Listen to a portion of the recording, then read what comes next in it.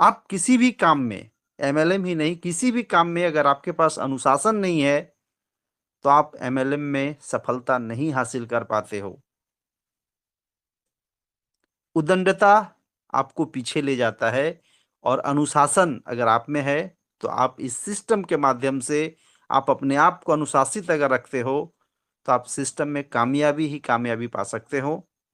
तो आज मैं आप लोगों को इस सिस्टम के माध्यम से 7 अनुशासित नियम को मैं बताने जा रहा हूं साथियों। पहला पॉइंट के हिसाब से झूठ नहीं बोलना है।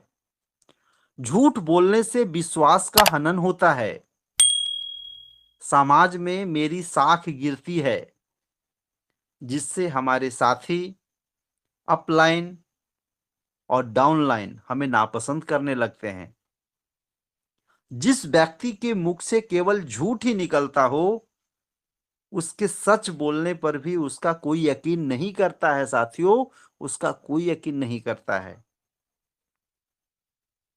जितना झूठ आप बोलते जाओगे उतना ही खुद को अपनी नजरों में गिराते ही जाएंगे, उतना ही अपने आप को गिराते जाएंगे। दोस्तों, झूठ बोलने से तब मस्तिष्क में तनाव नहीं होता है। इसका मतलब है ना, हमारे बुजुर्गों ने साफ साफ बताया है कि आप जितना झूठ बोलते हैं आप उतने आदी होते जाते हैं। यानी झूठ बोलना जो है ना, केमिकल और साइकोलॉजिकल तौर पर आपके अंदर ऐसी टेंडेंसी पैदा करता है, आपके अंदर ऐसी टेंडेंसी पैदा करता है जिससे आपका आचरण खराब हो जाता है। दोस्तों, झूठ बोलने से व्यक्ति का कम समय के लिए कोई फायदा भले हो, लंबे समय के लिए बड़ा नुकसान होता है। वही सच बोलने और ईमानदारी बरतने से भले ही लगे कि नुकसान ज्यादा होगा, लेकिन बड़ा फायदा होता है दोस्तों, बड़ा फायदा होता है। जी हाँ, झूठ और सच बोलने के पीछे पूरा समाज, मीडिया और सियासत से हम बहुत हद तक रोजमर्रा जीवन से जुड़े हैं। इसलिए झूठ सुनने या झूठ के बारे में सुनने के आदी हैं। क्या कभी आपने सोचा है कि लोग झूठ आखिर क्यों बोलते हैं? झूठ या सच बोलने के पीछे बुजुर्ग क्या कहते हैं? झूठ बोलने के कई कारण हैं दोस्तों, कई वजहें हो सकती हैं। किसी सजा या अपमान से बचने, ज्यादा फायदा पाने, ताकत, पैसा, प्रमोशन या इंप्रेशन जमाने जैसी कई वजहों से लोग झूठ बोलते हैं। जैसे कई वजहों से लोग झूठ बोलते हैं। सही मायने में अर्थ समझा जाए तो किसी तरह के लाभ पाने या किसी तरह के नुकसान से बचने के लिए, है ना दोस्तों। दोस्तों, झूठ बोलने का ज्यादा समय यह याद रखने में निकल जाता है कि क्या झूठ बोला, किसके सामने बोला, कब बोला, कहां बोला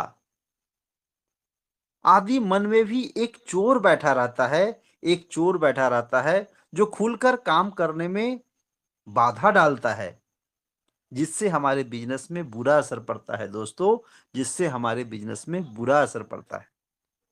वही दूसरा पॉइंट है, ईर्ष्या और घमंड नहीं। दोस्तों, गर्व करना अच्छी बात है, परंतु यह ईर्ष्या या घमंड में तब्दील नहीं होना चाहिए। ईर्ष्या और घमंड हमें दीमक के समान अंदर ही अंदर खा जाता है। हमारे बड़े बुजुर्गों ने बहुत सुंदर कहा है कि ईर्ष्यालु और घमंडी लोगों को हम नहीं पसंद करते हैं तो दूसरे हमें क्यों पसंद करेंगे। उससे मित्रता और संबंधों का ह्रास होता है साथियों, इससे मित्रता और संबंधों का ह्रास होता है, जिससे हमारा बिजनेस प्रभावित होता है। दोस्तों हर दोस्तों इस संसार में हर किसी को अपने ज्ञान पर घमंड है, परंतु किसी को भी अपने घमंड का ज्ञान नहीं है, किसी को भी अपने घमंड का ज्ञान नहीं है। दोस्तों केवल ज्ञान ही एक ऐसा अक्षय तत्व है जो कहीं भी किसी अवस्था और किसी काल में भी मनुष्य का साथ नहीं छोड़ता है। ज्ञान है ना दोस्तों। और तीसरा पॉइंट जो है ना दोस्तों, टीवी और अखबार नहीं, हमें टीवी और अखबार से दोस्ती नहीं रखनी है अगर मुझे इस बिजनेस में सक्सेस होना है तो। टीवी और अखबार अच्छी चीज है, परंतु इसकी आदत बहुत समय बर्बाद कर देती है। दुनिया में दो तरह के लोग होते हैं, दो तरह के लोग होते हैं। एक जो टीवी देखते हैं और दूसरे वो जो टीवी में दिखते हैं। दोस्तों आप क्या चाहते हैं, टीवी देख के समय बर्बाद करना या उसी समय को सही इस्तेमाल कर टीवी में कामयाब आदमी की तरह दिखना? दोस्तों मर्जी आपकी, सोच आपकी।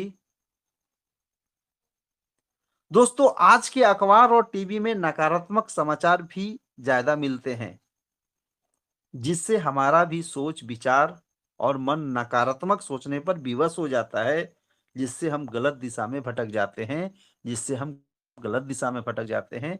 इसीलिए टीवी और अखबार नहीं। और चौथा पॉइंट जो है ना दोस्तों, बहुत ही जबरदस्त है। यह है चारित्रिक अश्लीलता नहीं। साथियों हमारा व्यवसाय एक घरेलू और पारिवारिक व्यवसाय है। हम सब एक दूसरे से मिलते जुलते रहते हैं। इसमें हम एक दूसरे के घर आते जाते हैं बिजनेस के संबंध में सीखने और सिखाने के लिए। क्या किसी कारणवश हम घरों पर जाते हैं तो किसी के पति या पत्नी से गलत मजाक करने से हम खुद मजाक बन सकते हैं दोस्तों, जिससे हमारा, है ना, जिससे हमारा विश्वास और व्यापार का नुकसान होगा। इसलिए हमें अपने चरित्र को बराबर बनाए रखना है, जिससे रिश्ते में खटास ना आने पाए, जिससे रिश्ते में खटास ना आने पाए, है ना साथियों। और पांचवा जो पॉइंट है ना, वो नकारात्मक बात नहीं,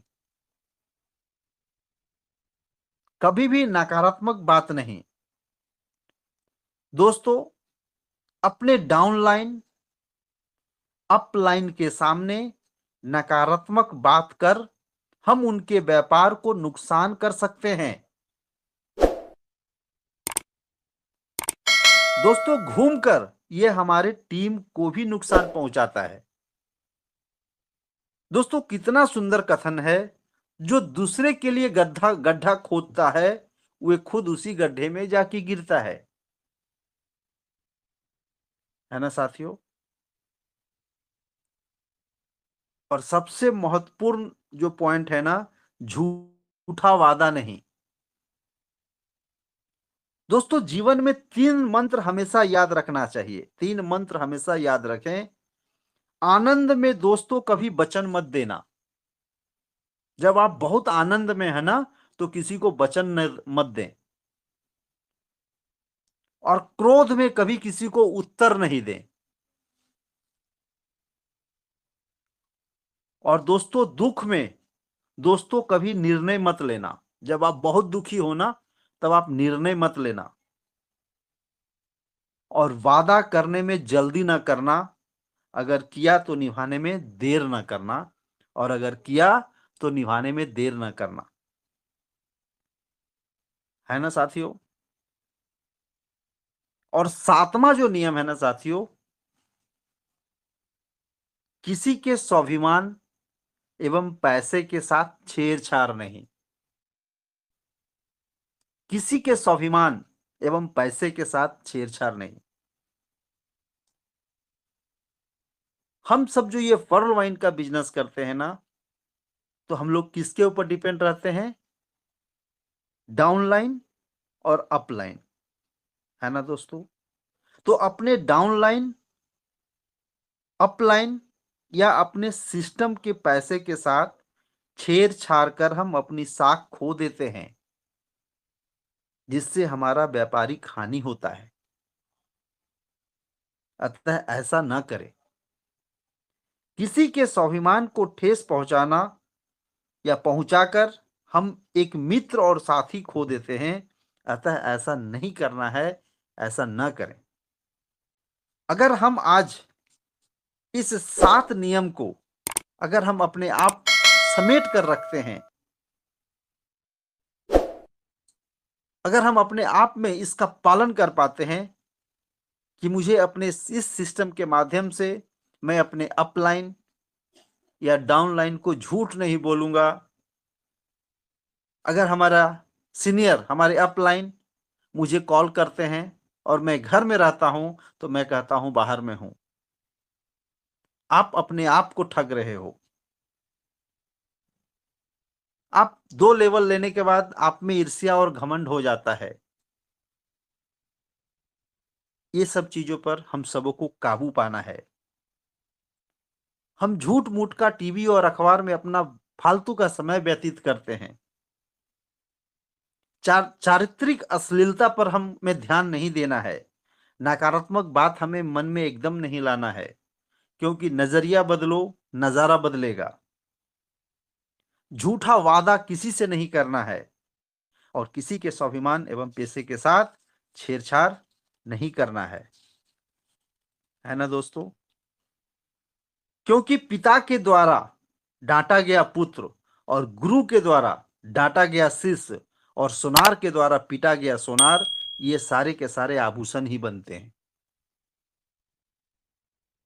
है ना साथियों? तो बहुत बहुत धन्यवाद।